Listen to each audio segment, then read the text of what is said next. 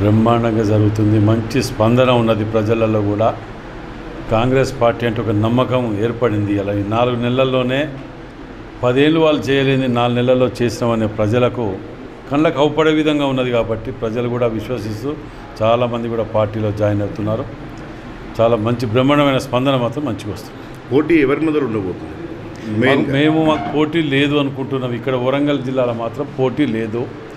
ఏదో చిన్న చిన్న వాటిల్లో సోషల్ మీడియాలో అవి ఇవి చెప్తూ ఉంటారు అంతే తప్ప, కానీ మాకు పోటీ అనేది లేదు.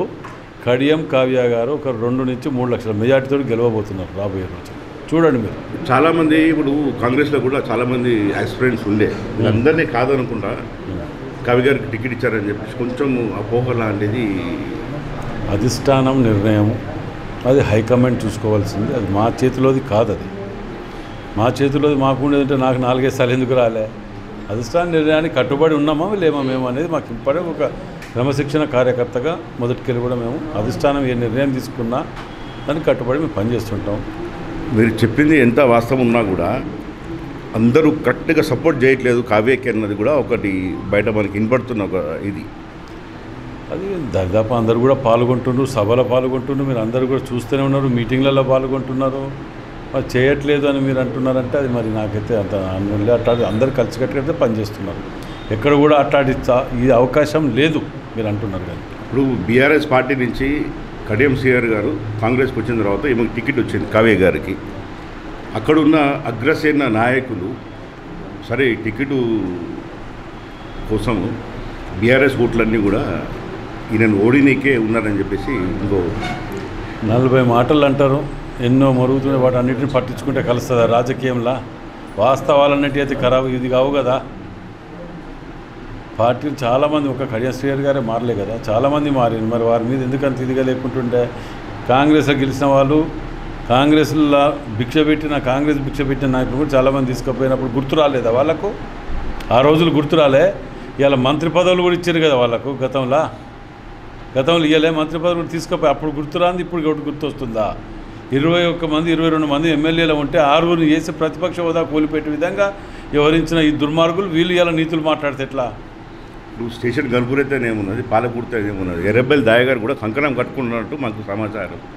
ఎవరిని కావ్యాన్ని ఓడియటానికి మేము కూడా కట్టుకున్నాం. ఇప్పుడు దయాకర్ రావు కానీ వాళ్ళు కానీ కాంగ్రెస్ని ఓడియటానికి కంకణం కట్టుకుంటారు, కానీ బీఆర్ఎస్ని ఓడియటానికి కట్టుకోరు కదా. వాళ్ళైతే ఎవరి పార్టీ వాళ్ళు అవతల పార్టీని ఓడియాలి, మేము గెలవాలని చూసుకుంటే ఉంటాం మనం. ఎవరికైనా అది మేము ఉన్నాం. ఇప్పుడు బీఆర్ఎస్ని బీజేపీని ఓడగొట్టాలి, తిరిగి కంకణం కట్టుకోలేదా? ఎవరి పార్టీ వాళ్ళు కట్టుకుంటారు, తప్పేముంది? మీరు ఎమ్మెల్యేగా గెలిచిన తర్వాత మన ప్రజలకి మీరు చేసిన ఒక పనులేంటి జరుగుతుంది చూస్తున్నాం, మేము కూడా అన్నీ అబ్జర్వ్ చేస్తున్నాము. ఇంకా మీరు ఇచ్చే ఒక భరోసా ఏంటి పబ్లిక్కి? మేము కళ్ళకు అవపడేటియే చూస్తున్నాం. మేము శంకుస్థాపనలు చేసి గాలికి వదిలేయలే. కొబ్బరికాయ కొట్టి వర్క్ ప్రారంభించి రాత్రి పగలు కష్టపడి ఒక విజన్ వరంగల్ అనే దాన్ని మనం ఒక ఇదిగా తీసుకోవాలని మా యొక్క డ్రీమ్. దాన్ని ఫుల్ఫిల్ చేయడానికి కావలసిన నిధులు ఇక్కడ వరంగల్ జిల్లాలో ముఖ్యంగా అన్ఎంప్లాయ్మెంట్ ఎక్కువైపోయింది. దీనికి ఇక్కడ లేదు, మాస్టర్ ప్లాన్ లేదు, అండర్ గ్రౌండ్ డ్రైనేజ్ లేదు, రింగ్ రోడ్డు రూపురేఖలు లేవు. వీటన్నిటిని కూడా కలిసి ముఖ్యమంత్రి గారి దృష్టికి తీసుకపోతే వారు ప్రత్యేకంగా దీని మీద శ్రద్ధ వహించి మన బహిరంగ సభలో కూడా ఏం చెప్పినో మీరు అందరు విన్నారు.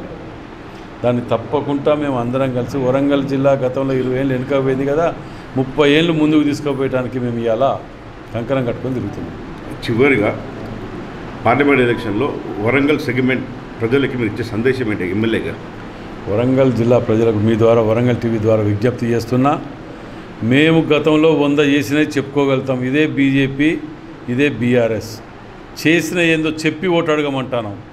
మేము చేసినవి చెప్తాను, మీరు చెప్పుకోలేక రాముడు అంటారు, లేకపోతే కాశ్మీర్ అంటారు, లేకపోతే పాకిస్తాన్ అంటారు. ఇవి కాదు కదా. మేము ఇవి చేసినాం. మేము బ్యాంకులు జాతీయం చేసినాం, ఇందిరమ్మ ఇల్లు ప్రతి ఊరికి ఇచ్చినాం. ఇవన్నీ మేము చేసినవి 100 చెప్పుకుంటాం. సరుకులు 10 రకాల సరుకులు రేషన్ షాపులు ఇచ్చినాం గతంలో. మీ తిరిగా ఈ బక్కైన దొడ్డు బియ్యం ఇచ్చినట్టు మేము ఇవ్వలే. మేము 100 చెప్పి అడుగుతున్నాం ఓటు. మీరు అట్లా అడగండి. రాముడు అని పేరు చెప్పి పబ్లిక్ని సెంటిమెంట్గా దాన్ని ఇది చేయడానికి చూస్తే రాముడు ఎవరికి నచ్చారు? అందరు నా మెడల్ లేడా? రాముడు నా మెడలా? మేము రోజు పూజిస్తాం. ఇది కాదు కదా. బీఆర్ఎస్ ఉన్నది ఏం చేసిండ్రు? 700 కోట్ల అప్పులు, 7 లక్షల కోట్ల అప్పులు తప్ప మీరు చేసింది ఏంటిది? వరంగల్కి ఏం చేసిందో చెప్పమని నేను 2 ప్రశ్నలు అడుగుతా. ఏం చేసిండ్రు? ఆ సెంట్రల్ జైలు ఒకటి కట్టింది. అది దేనికి కట్టినని ఆయన మాకైతే అర్థం కావట్లేదు. ఆయనకి ఏమైనా అర్థమైతే ఏమైనా ఉండాలి. ఇప్పుడు దాన్ని అది కూడా కుదపెట్టింది కదా మహారాష్ట్రలో. 1100 కోట్ల కుదబెట్టి 300-400 కోట్లు వరంగల్ జిల్లా మొఖాన కొట్టి 800 కోట్లు ఎత్తుకపోయినరు. వారు ఏదో మేము చేసినామని మంచిగా సెంట్రల్ జైలు కూలగొట్టి దేని కాడ కట్టినట్టు అర్థం ఉన్నది. కానీ ఉన్నది కూలగొట్టుకునేవాడన్నా ఇది చేసుకుంటే పోనీ దానికి ఉన్న ఎంజిఎంకు రిటైర్మెంట్ తప్ప రిక్రూట్మెంట్ చేయని వీళ్ళు ఇంత పెద్ద గట్టి దీన్ని ఎట్లా చేయాలనుకుంటాననేది నాకు సరే. దాని మీద కూడా రివ్యూ త్వరలో ఈస్ట్ మంత్రి గారు మేము అందరం కలిసి రివ్యూ పెట్టి దాని మీద నిర్ణయం ఎట్లా అనేది అవుతుంది. ఎలక్షన్ తర్వాత మళ్ళీ మేము వెళ్దాం, మళ్ళీ మాట్లాడుకుందాం. తప్పకుండా. Thank you.